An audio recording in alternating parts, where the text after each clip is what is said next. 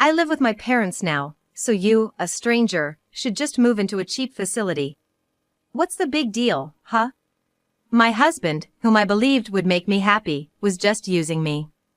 I was betrayed by my in-laws and was shocked. I realized that this mother and son duo hadn't noticed their own naivety. Who's gonna pay the bills if they kick me out? I realized that there's no point in being a family with these people. I knew what I had to do next. I immediately contacted everyone and began preparations. What happened to the appliances? I had a service come and pick them up. What? The next day, I called a service and had them pick up all the furniture and appliances. My husband was in a panic and started yelling. My name is Michelle Thompson, 35 years old. I've been working from home since graduating from college. I only commute once a month, but I'm a full-time employee. The company has been very accommodating. That's because both of my legs are disabled. So, I use a wheelchair to move around the house. This happened because I had a motorcycle accident in college. A car rear-ended me on the highway, and I was thrown into the air. It felt like time was moving in slow motion. This is it for me. I clearly remember thinking that as I was sent flying. Luckily, my life wasn't in danger. But my legs became immobile. I've been doing rehab ever since, but they probably won't get better. I've been in a wheelchair for years. I guess I'll probably remain single for the rest of my life. Once I had come to terms with my condition, my old desire to get married resurfaced. One day, my friends set up a blind date for me. That's where I met my husband, Ken. He's 5 years older than me, but he looked younger than his age. What surprised me was his behavior, which seemed way too immature for a 40-year-old. To put it nicely, he's a very straightforward guy. He didn't hesitate to ask all sorts of questions after seeing me in a wheelchair. How do you eat? How about household chores? Can you do the laundry? How's work? Can you go to the bathroom by yourself? How about taking baths? Everyone else was being careful around me, but Ken didn't hold back at all. I'd never met anyone like that before, and I was actually pleased. Most people wouldn't ask about my legs. But Ken, as brazen as he was, asked me everything. Most would find him rude, but I was glad. He was genuinely interested in me. We dated a few more times and eventually became a couple. I believed I could be happy with him. Back then, I could only see Ken and thought I wouldn't meet anyone else who would want to be with me forever. So, when Ken proposed to me after dating for just 6 months, I was over the moon. But right after we got married, things changed. When Ken and I moved in together, we decided on my standalone house. Even though it's a standalone house, it's a rental. It's a bit on the pricey side, but it's very accommodating for someone living in a wheelchair. I think the previous tenant probably made the place more accessible. Ken really liked the spaciousness of the house. Since I spent a lot of time at home, I did most of the housework. Every once in a while, when I was feeling exhausted, I'd ask him for help, but he'd just say, "I'm beat today," and wouldn't lift a finger. He wouldn't even help me in the bath. Seriously? I'm not doing that. Technically, I can manage on my own, but it takes a lot longer. When I was living alone, I had a caregiver come twice a week to assist me in the bath. I was used to taking care of the other 5 days on my own, but I always wished Ken would help. It would be so much quicker. Every time, I spent a long while getting into the bath. I no longer ask for the caregiver's help. Ken said it was a waste of money. As I was bathing, a thought crossed my mind. My arms are getting tired. The bathroom was originally designed to be accessible. That was a selling point when we chose the place. But when Ken would take a bath first, he wouldn't put away the bath bucket and would leave shampoo bottles on the floor. Picking those up takes even more time. Hey, could you please think about making it a little easier for me when I bathe alone? Just let me have a bath without overthinking it. No matter what I said, Ken wouldn't listen. This house is designed for you to live comfortably. I moved in for you, and you still complain? You wanted to move in too, Ken. When did I ever say that? This house was originally my place. That's why it's set up for someone in a wheelchair. The first time I invited Ken over, he looked at the spaciousness and the appliances with stars in his eyes. I had invested a bit in electronics and furniture. I'd love to live here after we're married. But now he says, this handrail is such a nuisance. It's like living in an old person's home. Why would you say that? Yeah, I should have looked more closely before. After we started living together, it finally dawned on me. The reason Ken married me was because of the house, the appliances, and the fact that I could handle household chores. Indeed, when we met at a social gathering, he kept asking if I could handle household tasks. Despite my disability, Ken received praises from his colleagues and friends for being such a wonderful husband. That's so far from the truth. He's just taking advantage of the fact that I can do everything by myself, despite my disability. And to top it off, he's been jobless and partying every night since we started dating. Realizing all this after getting married is heart-wrenching and makes me want to cry.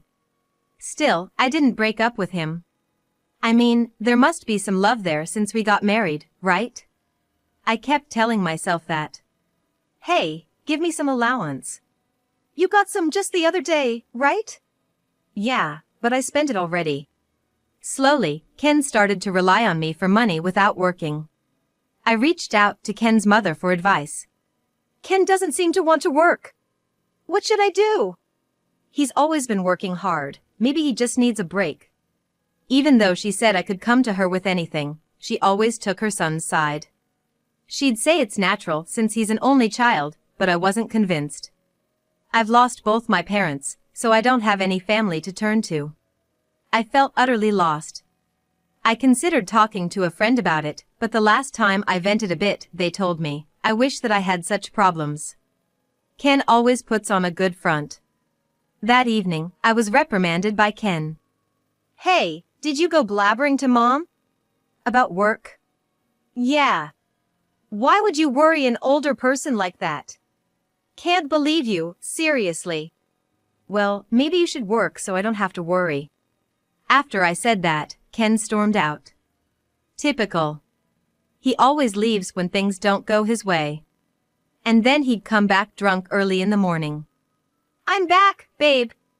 It's early, don't disturb the neighbors. Keep it down. Shut up. Don't boss me around. When he's drunk, he's uncontrollable. All I can do in situations like these is to keep quiet and bear with it. I think I'm reaching my limit. I was starting to think that way. But the thought of being alone again was heartbreaking. I was torn between enduring this situation or living out the rest of my life single.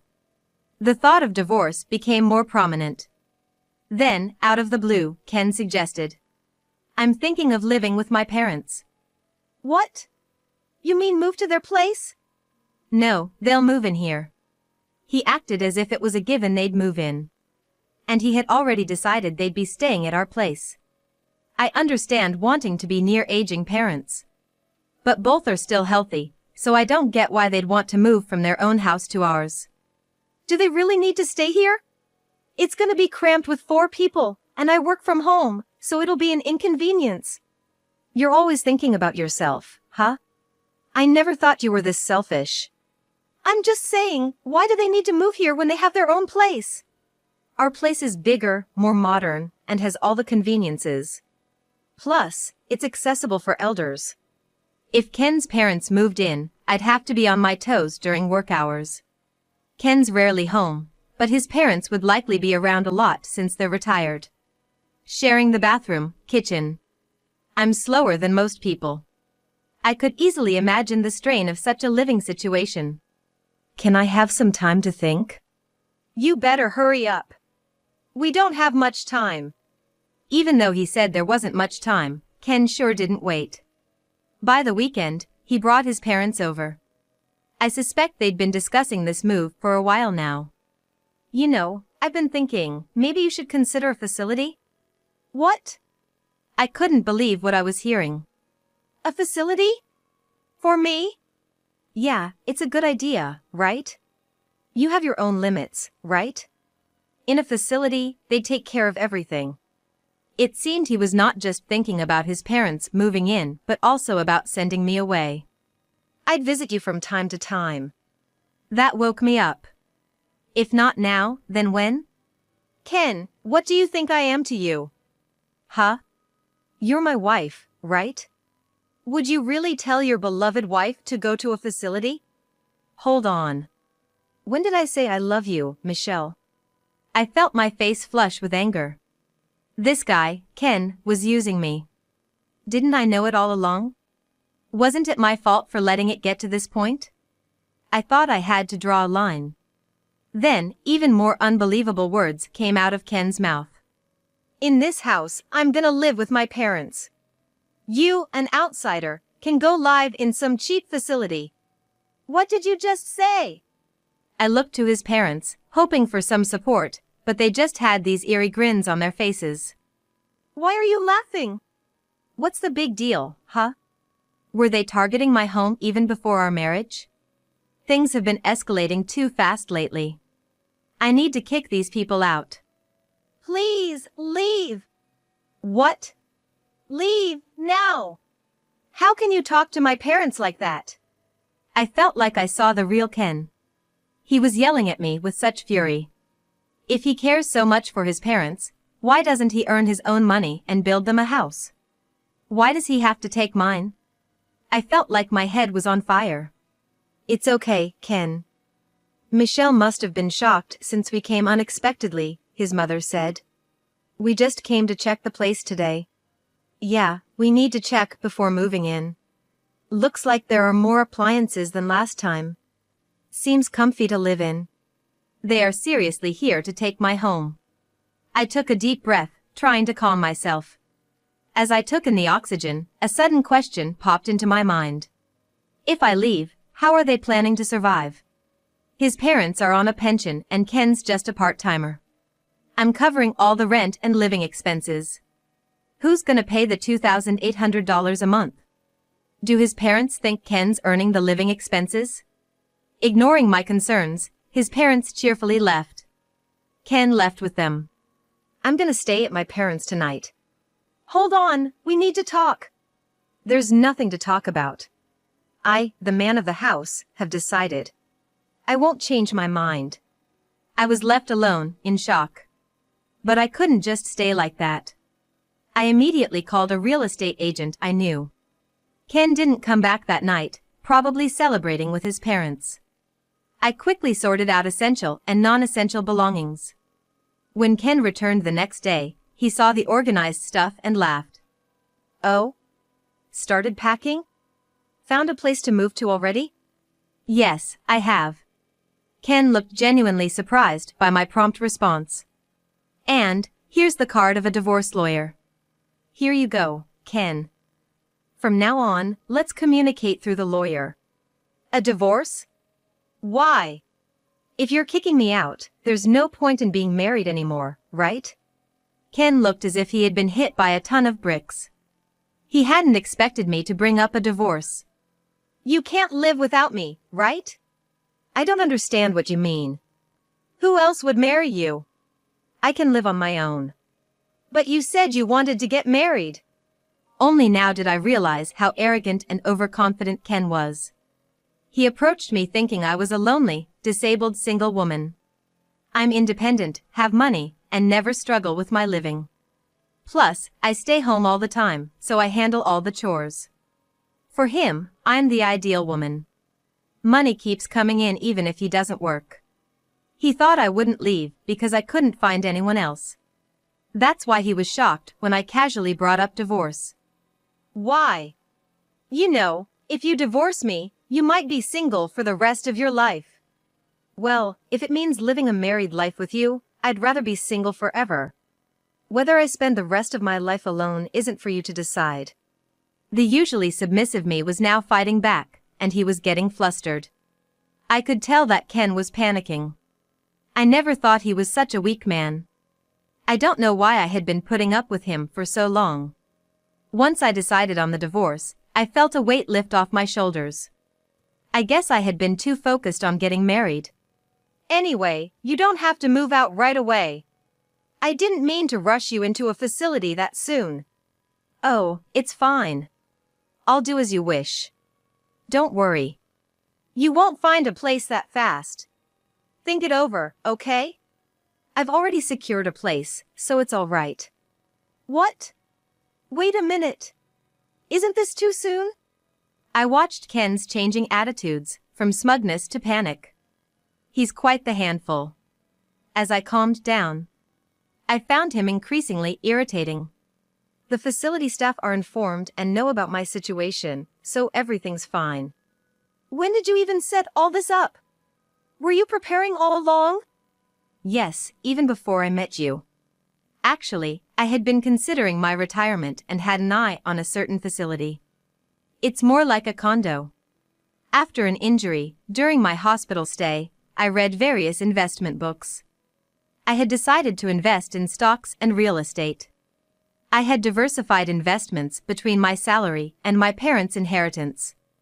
The facility I had my eye on, I had already purchased and had been renting it out for income. I never mentioned this to Ken. It's my hidden asset. We don't need to get a divorce. I get it. You can stay here. Let's live with my parents. Do you not get it? Why would I ever do that? He seems pretty dense. Even after bringing up divorce, he still seems to believe he's the only one for me. Sorry, but my mind's made up. What's your problem? You're so selfish. If you come crying back later, it's not my problem. I won't be, so don't worry. Ken fell silent, deep in thought. It must have been a few hours. During that time, I was packing up my things. Then I heard Ken making a phone call. It sounded like he was talking to his parents. Pathetic, needing to rely on his parents for such decisions. As I thought this, Ken suddenly came to me. Fine. We'll get a divorce. Just leave quickly, Ken said begrudgingly. Maybe he'll miss having me around, like a housemaid. But he probably thought that living with his parents would save him from household chores. He has a house and it's fully furnished. No issues for daily life, at least for now. With that thought, he headed back to his parents' home. I'm gonna go talk to my folks about what's next. Get ready to move out quickly. Yes, I'll do that. I finished moving all my stuff in a week. During that time, Ken never showed up. We met again a day after the move was done. It was when I was trying to start my new life in my new house. Ken called me to come outside and said, "Hey, what's going on? This place is almost empty. Where are the appliances?" I had a service pick up those items for me. What? I had called a service the next day and had them collect all the furniture and appliances. My husband became agitated and started grumbling. Not only Ken, but also his parents were there. All the appliances here were bought by me. They are all from when I was single. The only thing that's yours is right there. There were only 3 cardboard boxes. I did leave the clear clothing container we bought after marriage. Michelle, we can't live with this. We need to split the property if we're divorcing. That's right. We can't live here like this. What are you talking about? Nobody can live here. What do you mean? The rent's $2,000, you know? Ken and his parents were stunned. I had told Ken when we got married. This isn't your own house? No, it isn't. I got a bit of a discount on the rent because I asked a real estate agent I know. If I move out, the rent will go up even more. Given that this is a property with disability access, and I've already received several inquiries from people with the same concerns, I recommended that they move out. Why didn't you tell us sooner? What are we gonna do now? I don't know. I did tell Ken. I didn't hear about it. I'll sue you. I saw that coming. Honestly, from an outsider's perspective, it might look like I selfishly got a divorce, broke the lease, and took all the furniture and appliances. But I was sure. You can sue, but do you even have the money for it? Ken's face twisted. He can't afford a lawyer. Even if by some miracle he could, I have an ace up my sleeve. I showed them some pictures. When did you take these? The pictures showed Ken gambling and womanizing. I spent my money on this. I'm ready to use these in court. Ken, what the hell? I thought everything was going well. It seems his parents were particularly agitated. What's going on? Then, suddenly, Ken started to apologize.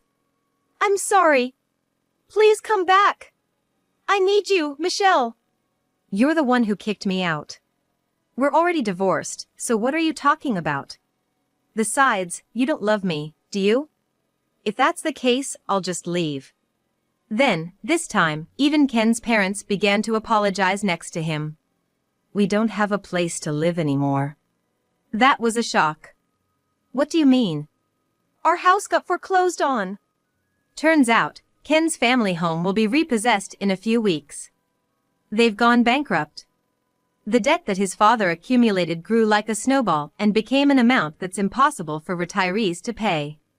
Ken, who used to receive an allowance from his parents when he was single, probably thought he was in trouble and decided to get married hoping for support. Now I understand why his mother was so kind before we got married. I can't help you now, we're strangers. Even if my folks and I end up homeless, are you okay with that? You brought it on yourself, didn't you? Can't you at least give me the electronics and furniture? You've got money, don't you, Michelle? Are you planning to sell them? His ulterior motive was clear as day. I firmly told him I had no intention of giving him even one piece of furniture or electronics. Please don't say that. Have some mercy. It's too late for apologies now. Sort it out on your own. That's why I'm asking. I can't sort it out. I told Ken and his father, who were so persistent, that if they couldn't pay the rent, they should move out. The place is in my name, so if I cancel the lease, that's the end of it. Evicting them was easy. In the end, even if the lease was transferred, jobless Ken probably couldn't afford to live here. I heard all of this from the real estate agent. I can't pay the rent. In the end, I decided to cancel the lease here. I no longer need this place, and since the divorce is final, everything is over. I somehow kicked out the stunned family of 3 and locked the door. What are we gonna do now? I can move into a facility. Goodbye. Facilities like that probably have no freedom and are the worst, right? Good luck in that crappy environment. Maybe Ken felt unsatisfied not having the last word, because he spat out those bitter words. I ignored Ken and his parents and left the scene. But Ken wasn't going to stay put. A few days later, he showed up at the facility where I had moved. Hey! What's this about? Looking at the facility where I was, Ken looked like he was about to faint. It's not a crappy environment at all. It's a luxury facility worth $1 million. I had saved up money, and with the earnings from my investments, I bought this place.